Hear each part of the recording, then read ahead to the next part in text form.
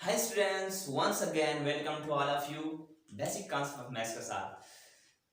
Dear students, today we are discussing a new course FSC first year. And today, dear students, about we will start about complex numbers. First lecture number 1 है and हम आज start करते हैं. Dear students, complex numbers के बारे में आज हम पढ़ेंगे कि कॉम्प्लेक्स नंबर्स होता क्या है. ये स्टूडेंट ये फर्स्ट चैप्टर है, फर्स्ट ईयर के कोर्स का ये फर्स्ट चैप्टर है. और डियर स्टूडेंट्स, इस चैप्टर में हमने पढ़ना है कॉम्प्लेक्स नंबर्स. हमने पढ़ना है कि कॉम्प्लेक्स नंबर्स क्या होती हैं, इसका यूज क्या होता है, हम इसको कैसे ग्राफ पर ड्रा कर सकते हैं, एंड हम इसका कंजुगेट हमने कैसे फाइंड आउट करनी है, मॉडुलस कैसे लेनी होगी. ये सारी चीजें जो है ना हमने इस चैप्टर में हम पढ़ेंगे. इसके अलावा हमने दो कॉम्प्लेक्स नंबर को कैसे ऐड करनी होगी, मल्टीप्लाई कैसे होगी, डिवाइड कैसे करनी है, ये सब कुछ जो है ना हमने इस चैप्टर में हमने पढ़नी है. लेकिन आज के लिए हमने कॉम्प्लेक्स नंबर्स के ऊपर हम बात करेंगे. तो डियर स्टूडेंट्स, कॉम्प्लेक्स नंबर को समझने के लिए हमने थोड़ा बेसिक से स्टार्ट करनी होगी. डियर स्टूडेंट्स, आप लोगों ने पिछले क्लासेस में आप लोगों ने क्वाड्रेटिक इक्वेशंस जो है सॉल्व करना सीखा है. डियर स्टूडेंट, अगर हमारे पास कोई क्वाड्रेटिक इक्वेशंस है, फॉर एग्जांपल x² - 1 = 0, तो डियर स्टूडेंट्स ये वाला इक्वेशंस जो है ये हम कैसे सॉल्व कर सकते हैं. इस तरह फॉर एग्जांपल ये वाला इक्वेशन हम इसको इस फॉर्म में लिख सकते हैं. x² = 1 को मैंने शिफ्ट किया, राइट साइड की तरफ मैंने शिफ्ट किया. तो डियर स्टूडेंट्स, दोनों साइड्स मैंने स्क्वायर ले लिया, स्क्वायर रूट ले लिया. x = ±1 square root. तो इसका मतलब ये है 1 का स्क्वायर रूट जो है ना = 1, x = ±1. तो डियर स्टूडेंट, इसका मतलब ये है कि यहाँ पे तो क्वाड्रेटिक इक्वेशंस है, और क्वाड्रेटिक इक्वेशंस आप लोगों को पता है कि इसका जो रूट्स हैं वो हमारे पास 2 होना चाहिए, क्योंकि क्वाड्रेटिक इक्वेशंस का roots must be 2. For example हमारे पास कोई दूसरा क्वाड्रेटिक इक्वेशन है x² - 4 = 0. इसको हम इस तरह लिख सकते हैं x² = 4, और इसका स्क्वायर रूट लेने से दोनों side on both side we take square roots, we will get this one. x = ±2. तो इसका मतलब यह है कि अगर x की जगह पे ±2 यहाँ पे लगा दे तो ये वाला इक्वेशन जो है सेटिस्फाई करेगा. तो डियर स्टूडेंट्स, अगर हमारे पास इस तरह सिचुएशन आ जाए, ये भी क्वाड्रेटिक इक्वेशंस है, x² + 1 = 0, हमारे पास ये भी एक क्वाड्रेटिक इक्वेशंस है. तो हमने इसको इस तरह लिख दिया x² = -1. तो डियर स्टूडेंट, यहाँ पे एक प्रॉब्लम है. डियर स्टूडेंट, आपको पता है कि किसी भी रियल नंबर का, फॉर एग्जांपल हमारे पास कोई x रियल नंबर है, इसका स्क्वायर लेने से कोई भी नंबर है, रियल नंबर का कोई भी रियल नंबर है, इसका स्क्वायर लेने से हमारे पास पॉजिटिव वैल्यू आनी चाहिए. कोई भी रियल नंबर हो, हम इसका स्क्वायर ले ले, वो हमें क्या देगा, कोई पॉजिटिव नंबर देगा. लेकिन यहाँ पे जो सिचुएशन है डियर स्टूडेंट्स, यहाँ पे सिचुएशन हमारे पास -1 आता है. तो इसका मतलब ये है कि यहाँ पर कोई भी नंबर है, इसका स्क्वायर लेने से आपको -1 देगा. तो ये तो यहाँ पर हम लोगों ने ये तो अजीब बात हो गया डियर स्टूडेंट्स. तो इसके सम प्रॉब्लम को, ये एक प्रॉब्लम था उस टाइम, ये प्रॉब्लम था. तो बहुत से मैथमेटिशियंस ने बहुत से काम किए, सर्च किए कि यहाँ पे जो प्रॉब्लम अराइज होता है, इसके पीछे, इसके बिहाइंड क्या कंसेप्ट है. तो टू रिजॉल्व दिस प्रॉब्लम, इस मसला को खत्म करने के लिए mathematicians introduce a new number. Mathematicians ने एक नया नंबर इंट्रोड्यूस किया डिनोटेड बाय आयोटा, जिसको हम आयोटा से रिप्रेजेंट किया जा सकता है. सच दैट कैसा नंबर, सच दैट जिसका वैल्यू जो है आयोटा की जो वैल्यू है वो -1 स्क्वायर रूट के बराबर है। तो डियर स्टूडेंट ये ग्रीक लेटर है और आयोटा की जो वैल्यू है वो -1 के बराबर है। तो डियर स्टूडेंट नोट कीजिए कि फॉर एग्जांपल हमारे पास कोई ये वाला equation x is equal to plus is equal to 0, this implies that x square is equal to -1. This implies that x square is equal to -1 का square -1. This also implies that जमा -1. Dear student, तो जब mathematician ने एक नया number introduce किया x is equal to जमा -1 और यहाँ पर आयोटा, तो इसका मतलब ये है कि मैथमेटिशियंस ने एक नया नंबर इंट्रोड्यूस किया जो कि हम आयोटा से इसका रिप्रेजेंटेशन जो है हम करते हैं और इसका जो वैल्यू है आयोटा की जो वैल्यू है वो -1 स्क्वायर रूट है। तो अगर यहाँ पर हम -1 लगा रहे -1 स्क्वायर रूट की जगह पर अगर हम आयोटा लगा रहे तो ये वाला इक्वेशंस जो है अब हमारे पास इस इक्वेशंस का जो कि क्वाड्रेटिक इक्वेशंस है इस इक्वेशन का हमारे पास सॉल्यूशन जो है वो आ गया। अब हमने x की जगह पर अगर हम x की जगह पर प्लस माइनस आयोटा लगा दे तो ये वाला इक्वेशन जो है वो सेटिस्फाई करेगा।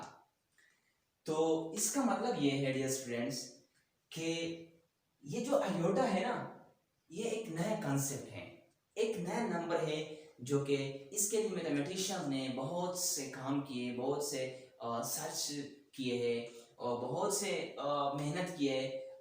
इसके बाद जो है ना मैथमेटिशियंस ने ये वाला नंबर जो इजाद किया। तो ये था कॉम्प्लेक्स नंबर का ये आयोटा, ये तो एक में इमेजिनरी नंबर है। अब हम आते हैं कॉम्प्लेक्स नंबर पर। अब हम कॉम्प्लेक्स नंबर पर डियर स्टूडेंट अब हम कॉम्प्लेक्स नंबर पर आते हैं कि कॉम्प्लेक्स नंबर्स क्या होती हैं, इसका मतलब क्या है। तो डियर स्टूडेंट कॉम्प्लेक्स नंबर जो है कॉम्प्लेक्स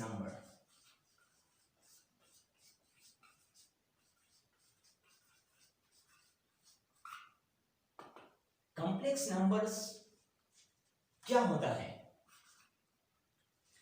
डियर स्टूडेंट्स एक मैथमेटिशियन था जिसका नाम था गास। 1832 में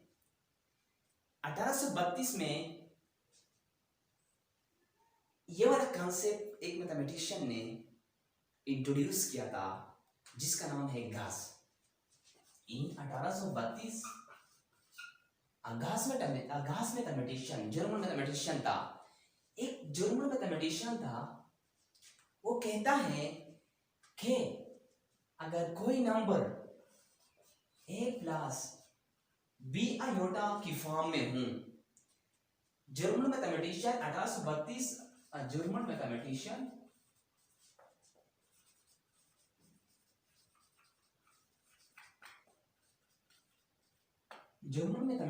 था जिसका नाम था गास। ये गास कहता है कि अगर कोई number a plus B iota की फॉर्म में हूं, डियर स्टूडेंट अगर कोई number a plus B iota की फॉर्म में हूं, ये गास कहता है तो ये कोई और नंबर नहीं होगा, इस नंबर को हम कॉम्प्लेक्स नंबर कहते हैं।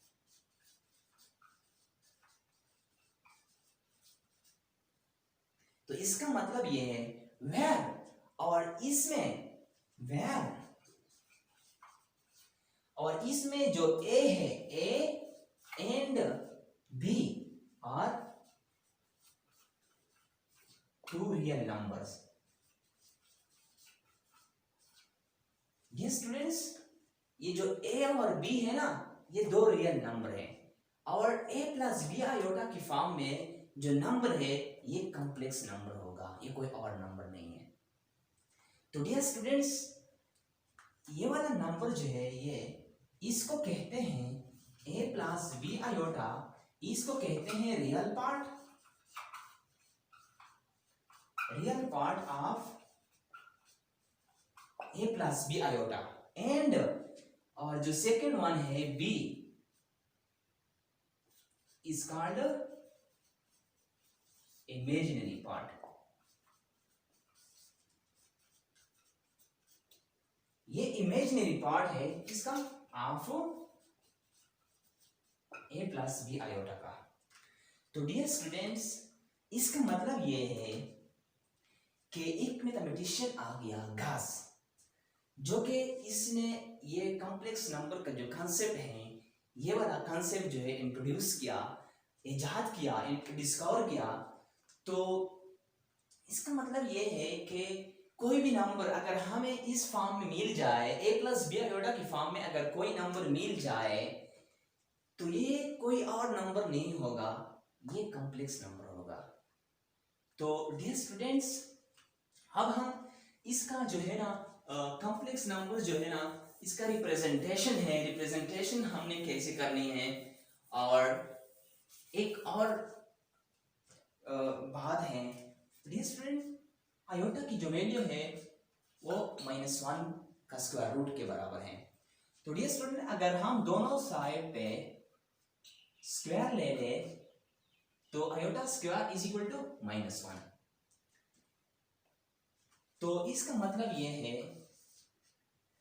कि इस इक्वेशन से आयोटा इज इक्वल टू -1 का स्क्वायर इक्वेशन से हम आयोटा की पावर में जो भी वैल्यू लेते हैं, हम इस इक्वेशन से डिराइव कर सकते हैं। फॉर एग्जांपल, आयोटा की square is equal to -1, iota की स्क्वायर वैल्यू हमने फाइंड आउट किया इस इक्वेशन से।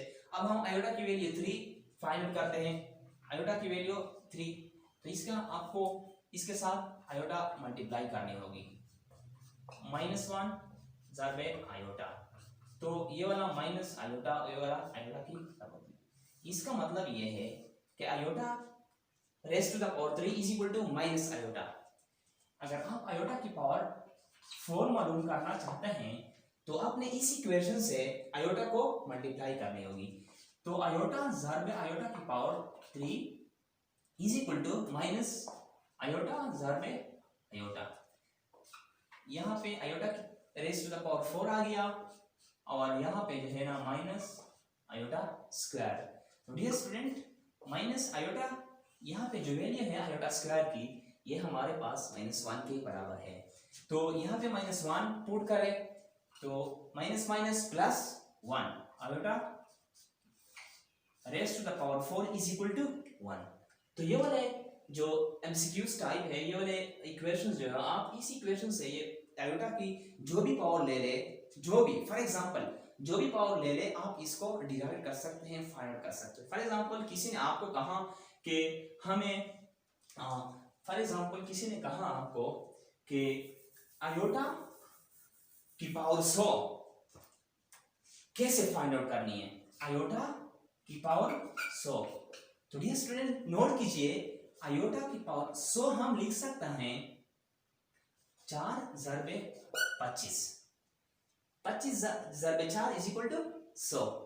डियर स्टूडेंट्स, ये इसको हम इस तरह लिख सकते हैं। और डियर स्टूडेंट, आयोटा की पावर 4 जो है, हमारे पास ये 1 के बराबर है।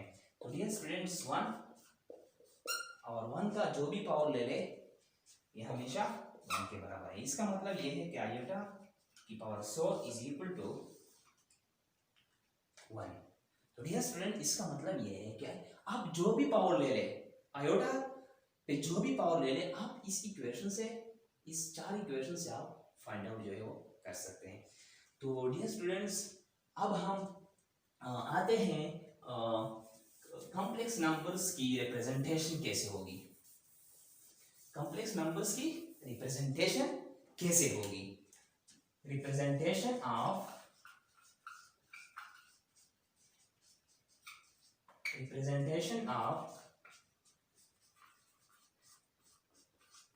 Complex number.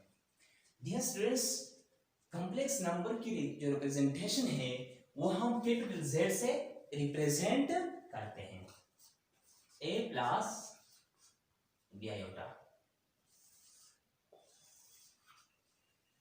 कॉम्प्लेक्स कोई भी कॉम्प्लेक्स नंबर हो a प्लस b आयोटा की फॉर्म में, हमने इसको रिप्रेजेंट करना है Z से।